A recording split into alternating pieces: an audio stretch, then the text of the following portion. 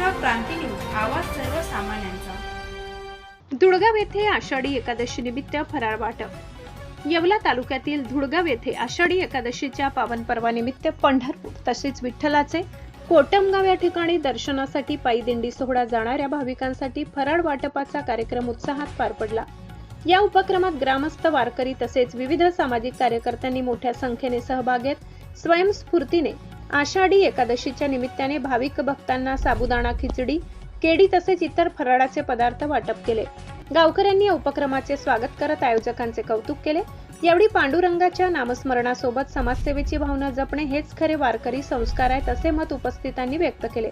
कार्यक्रम यशस्वी करण्यासाठी आयोजक, स्वयंसेवक यांनी परिश्रम घेतले।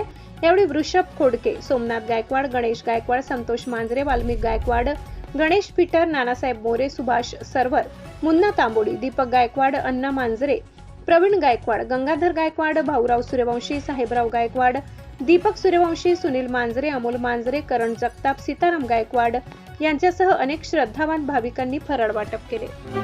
अशाच नवनवीन बातम्या पाहण्यासाठी आमच्या महाराष्ट्र क्रांती न्यूज या YouTube चॅनलला लाईक करा, सबस्क्राईब करा आणि बेल आयकॉनला प्रेस करा।